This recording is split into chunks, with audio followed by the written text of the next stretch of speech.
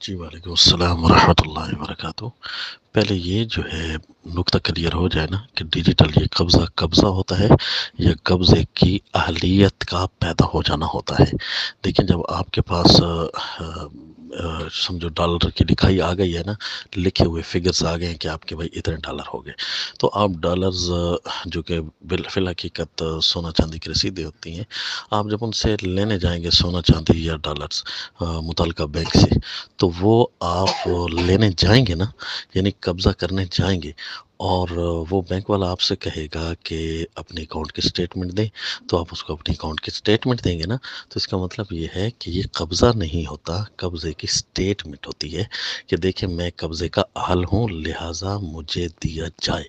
اس کا مطلب ہے پھر وہ بینک کے ساتھ الگ جھگڑا کرے گا، الگ معاملات طے کرے گا، بینک کو اعتراض کرے گا، آج چھٹی ہے جی، کل آنا، ہفتے بعد آنا جی، ہماری بلڈنگ گر گئی ہے جی، یہ ہو گیا وہ ہو گیا، آفات آ گئی ہیں، تو آپ کے قبضے ہو کتنے لیٹ ہو جاتے ہیں۔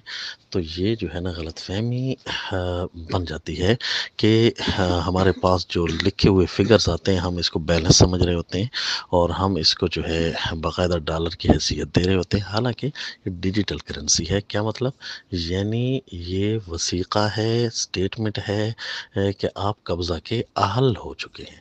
تو ثابت ہوا کہ قبضہ تو تھا تو نہیں نا، قبضہ کی اہلیت ہے۔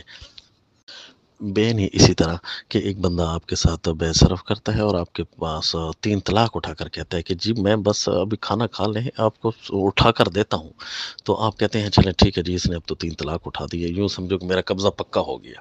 اگر یہ قبضہ نہیں دے گا تو بیوی اس کی 3 طلاقیں پڑ جائیں گی۔ تو اس قسم کی جو بات ہوتی ہے یہ قبضہ تو نہیں کہتے نا، اس کو بھی کہتے ہیں کہ قبضہ کا انتہائی اہل ہو جانا۔ تو قبضے کا اہل ہونا اور چیز ہے اور قبضہ کرنا اور چیز ہے۔ اس لیے حدیث پاک کے اندر بے صرف کے اندر قبضہ کو شرط قرار دیا گیا ہے۔